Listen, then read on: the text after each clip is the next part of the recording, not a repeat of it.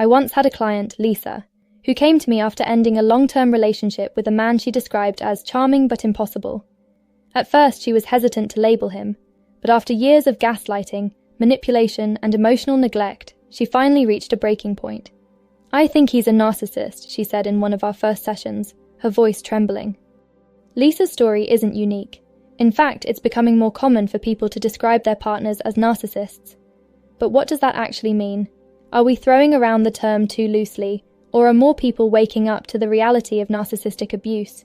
Let's talk about what it really means when someone says he's a narcissist. Narcissism at its core is characterized by a deep sense of entitlement, a need for admiration, and a lack of empathy for others. A person with narcissistic traits believes the world revolves around them. They crave constant validation and often have little regard for how their actions impact those around them. But here's the tricky part.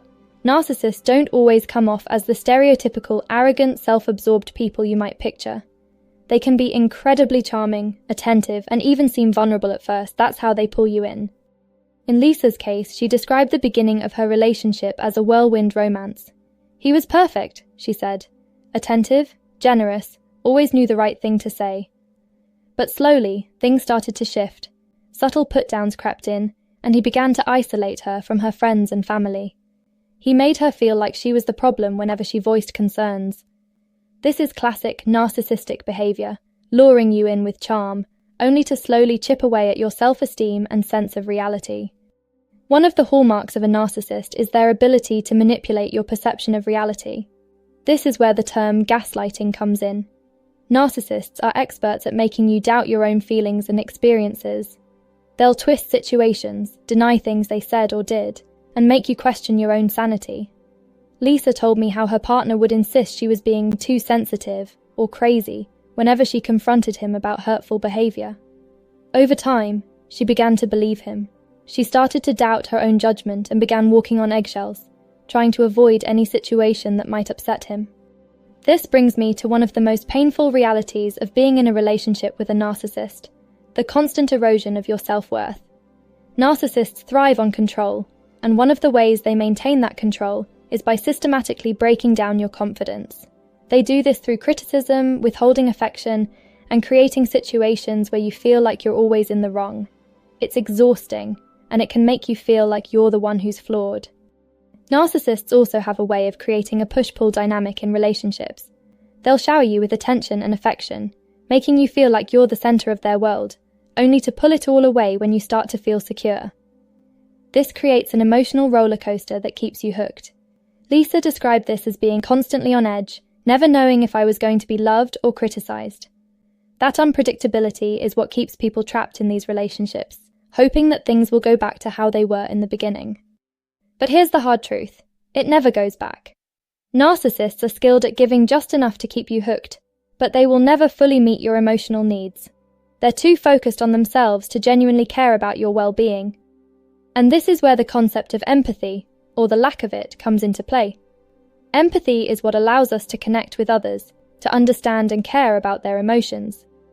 Narcissists, by nature, lack this ability.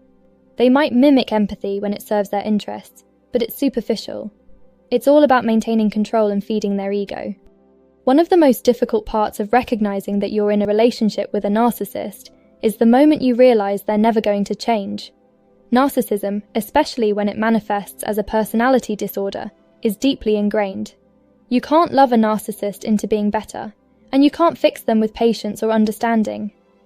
This is where many people, like Lisa, get stuck. They believe that if they just give a little more, or communicate their needs in the right way, their partner will finally change. But that change rarely comes. What I often tell clients like Lisa is this: the first step in healing from a narcissistic relationship is accepting that you can't change them. You can only change your response to them. This means setting boundaries, recognizing their manipulation for what it is, and most importantly, choosing to prioritize your own well-being. It's about letting go of the hope that they'll suddenly wake up and treat you the way you deserve. Lisa eventually reached a point where she knew she had to leave. It wasn't easy, and it didn't happen overnight. But the moment she stopped trying to change him and started focusing on herself was the moment she began to heal. She started reconnecting with friends, rebuilding her confidence and learning to trust her own judgment again. Leaving a narcissist isn't just about physically leaving. It's about reclaiming your sense of self. It's about understanding that their behavior was never about you, it was always about them. And while it's painful to let go of the hope that they'll change, it's also incredibly freeing. So if you find yourself saying, "He's a narcissist," ask yourself, are you holding on to the idea that they'll change? Are you sacrificing your own well-being in the hope that things will get better? If the answer is yes, it might be time to take a step back and focus on what you need.